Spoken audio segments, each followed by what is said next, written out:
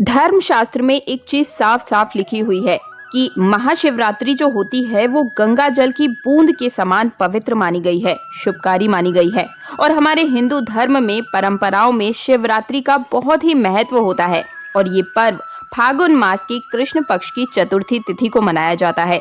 भगवान भोलेनाथ भोले भंडारी हैं और एक लोटा जल से भी प्रसन्न हो जाते हैं, मात्र एक बेल पत्र से भी अति प्रसन्न हो जाते हैं। लेकिन भगवान भोलेनाथ शीघ्र ही गुस्सा भी हो जाते हैं, क्रोधित भी हो जाते हैं।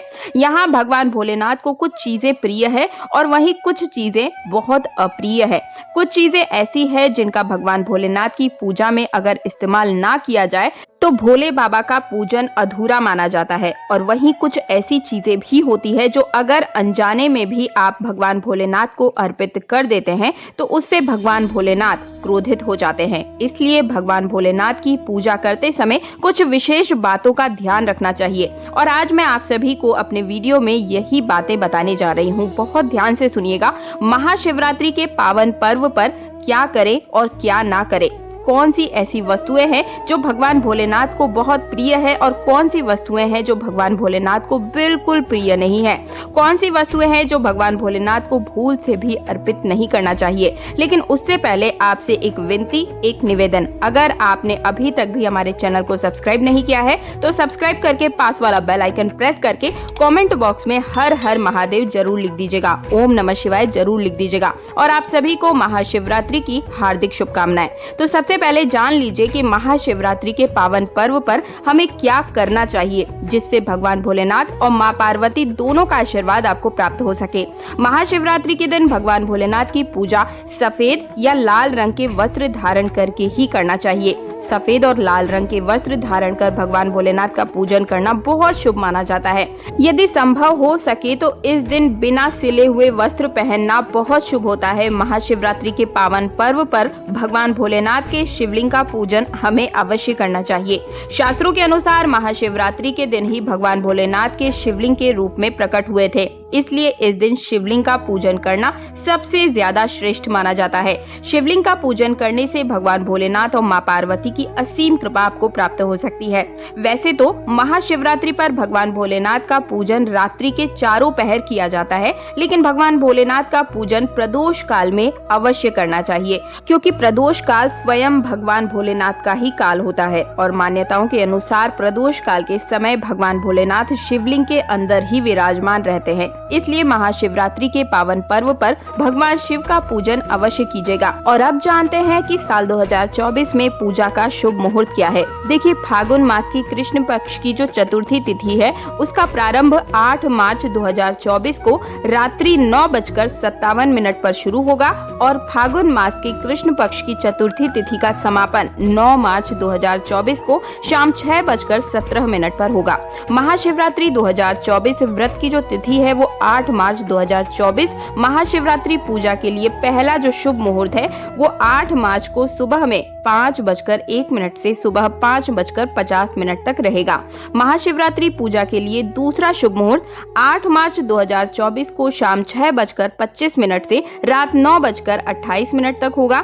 महाशिवरात्रि 2024 का पारण का समय 9 मार्च 2024 को सुबह 6:37 से दोपहर 3:28 तक होगा। देखिए, महाशिवरात्रि का मतलब है भगवान शिव की रात्रि के समय पूजन करना। इससे भगवान भोलेनाथ अति शीघ्र ही प्रसन्न हो जाएंगे और आपको मनचाहा वरदान देंगे। महाशिवरात्रि पर भगवान शिव के साथ माता पार्वती का पूजन भी आवश्यक होता है। ऐसा करने से आपको भगवान शिव के साथ माता पार्वती का आशीर्वाद भी प्राप्त होगा। महाशिवरात्रि के दिन भगवान भोलेनाथ की शिवलिंग पर बेलपत्र अवश्य अर्पित कीजिएगा। बेलपत्र भगवान भोलेनाथ को सबसे प्रिय चीज है।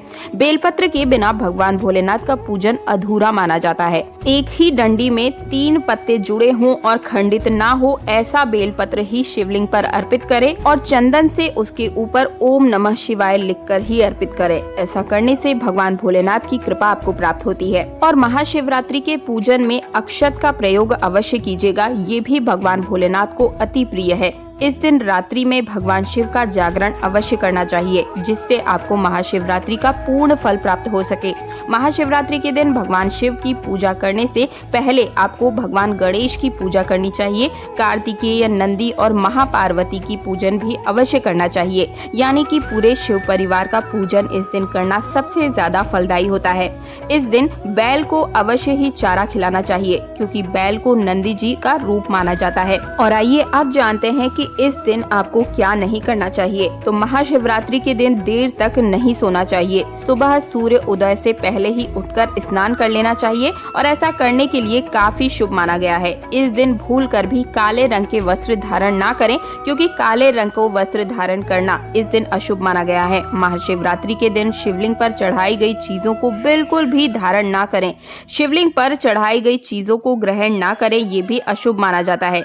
यदि आप शिवलिंग पर जल चढ़ा रहे हैं तो ध्यान रखें, शंख से जल बिल्कुल भी ना चढ़ाएं। भगवान शिव को आप लोटे से ही जल अर्पित कीजिए। एक चीज का ध्यान रखिएगा, अगर आपने लोटे में दूध या दही जल के अंदर मिलाया हुआ है तो आप तांबे के लोटे का प्रयोग ना करें, क्योंकि ये जहर बन जाता है। अगर आपको दूध या दही से भगवान भोलेनाथ का अभिषेक करना है तो स्टील के लोटे या फिर पीतल के लोटे का या फिर चांदी के लोटे का इस्तेमाल आप कर सकते हैं। महाशिवरात्रि के दिन भगवान शिव की पूजा में तुलसी का प्रयोग भूलकर भी ना करें, इससे आपको दोष और श्राप लग सकता है। आपको काल सर्प दोष की प्रॉब्लम हो सकती है। इस दिन भगवान शिव की पूजा में केतकी के फूल या फिर चंपा के फूलों का प्रयोग भी नहीं करना चाहिए, क्योंकि भगवान शिव की पूजा में इनका प्रयोग बिल्कुल वर्जित माना जाता है। भगवान शिव की पूजा में हल्दी और कुमकुम का प्रयोग भी नहीं करना चाहिए, क्योंकि भगवान शिव बैरागी हैं और उन्हें हल्दी और कुमकुम शुभता का प्रतीक नहीं माना जाता है। महाशिवरात्रि के दिन महिलाओं और कन्याओं को शिवलिंग को स्पर्श नहीं करना चाहिए। आप दही या जल के साथ शिवलिंग को अभिषेक कर सकते हैं। आप बेलपत्र भी चढ़ा सकते हैं, पूजन भी कर सकते हैं, लेकिन शिवलिंग का सीधे तौर पर स्पर्श ना करें। शिवलिंग पर जब भी आप जल चढ़ाते हैं तो जल आपके पैरों में नहीं आना चाहिए, क्योंकि उसे हम जल हरि कहते हैं। शिवलिंग पर बहते हुए जल को हमेशा अपने मस्तक पर स्थान देना चाहिए। उसका छींटा अपने बच्चों के ऊपर मारना चाहिए। इससे शरीर शीतल और नजर दोष हो जाता है। शरीर की कई पीड़ाओं से आप मुक्ति पा सकते हैं। और अब जानते हैं शिवरात्रि के इस पावन अवसर पर कौन सी 5 चीजें हैं जिन्हें घर लाने से महादेव की कृपा सदैव आप पर रह सकती है। भगवान शिव इन चीजों के साथ आपके घर पर चले आते हैं, तो आइए जान लेते हैं। दोस्तों, भगवान शिव का डमरू जो होता है, शिवरात्रि के दिन अगर आप डमरू लेकर आते हैं तो ये सबसे ज्यादा शुभदायी माना जाता है। इस दिन भगवान शिव की पूजा में डमरू जरूर बजाना चाहिए, इससे भगवान शिव प्रसन्न होते हैं। हमेशा भगवान शिव के पास में डमरू जरूर रखना चाहिए।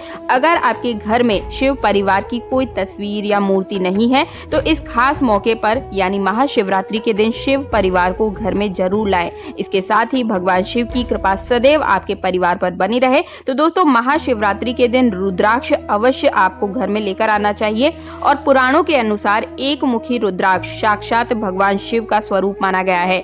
इसे गले में धारण करने से मनुष्य की हर इच्छा पूर्ण हो सकती है। अगर इस रुद्राक्ष की पूजा करके धन स्थान यानी तिजोरी में रखा जाए तो धन की संबंधी जो भी परेशानियां आपके परिवार में चल रही थी वो सप्ताह भर के अंदर ही खत्म हो जाती है। लेकिन शिवरात्रि पर रुद्राक्ष का घर में होना भी बहुत शुभ और मंगलकारी होता है। दोस्तों, अगर शिवरात्रि पर आप महामृत्युंजय मंत्र का जाप करते हैं, पूजा स्थान पर स्थापित करते हैं, तो रोज उसका पूजन करते हैं, तो इससे सुख समृद्धि बनी रहती है। इसके साथ ही भगवान शिव भी खींचे चले आते हैं। ऐसे घर में सदैव भगवान शिव वास करते हैं। अगली चीज है त्रिशूल। दोस्तों, त्रिशूल अगर किसी भी मंदिर में अगर आप इस दिन भेंट करते हैं, अपने हाथों से खुद जाकर लगाते हैं, तो ऐसे व्यक्ति के जन्म जन्मांतर की गरीबी को समाप्त करने की ताकत इसके अंदर होती है। अगली वस्तु है मोर पंख। महाशिवरात्रि के दिन मोर पंख अवश्य ही घर में लेकर आना चाहिए। किसी खास मौके पर मोर पंख घर में लाना चाहिए, बहुत ही शुभ और मंगलकारी माना जाता है। दोस्तों, मोर पंख कई दिव्य शक्तियों से भरा पड़ा है। जहाँ मोर पंख होता है उस घर में गरीबी कभी प्रवेश नहीं कर पाती है। उस घर में सदैव कृष्ण की कृपा बनी रहती है। और शिव पुराण के अनुसार माना जाता है कि शिवरात्रि पर व्रतधारी को धतूरा अवश्य खा लेना चाहिए। भले ही आप थोड़ा सा खाएं, लेकिन खाना जरूर चाहिए, इससे व्रत पूरा हो जाता है। इस दिन भांग खाने की संपूर्ण फलों की प्राप्ति होती है। अगर आप भांग नहीं खाते हैं तो इसे थोड़ा बहुत चख लीजिए, इससे आपका अधूरा व्रत भी पूर्ण माना जाता है। तो ये वो चीजें हैं जिन्हें करके आप अपने हर प्रकार की मनोकामना को पूर्ण करवा सकते हैं। इस वर्ष की नवरात्रि अपने आप में ही खास महत्वों के साथ आ रही है। मैंने महाशिवरात्रि से जुड़े कई उपाय अपने चैनल पर बताए हैं और आगे भी बताऊंगी, इसलिए चैनल को सब्सक्राइब करके पास वाला बेल आइकन तुरंत प्रेस कर दीजिए और कमेंट बॉक्स में हर हर महादेव ओम नमः शिवाय तुरंत लिखिए। मिलती हूँ एक नई वीडियो के साथ। जय श्री राम। ओम नमः शिवाय।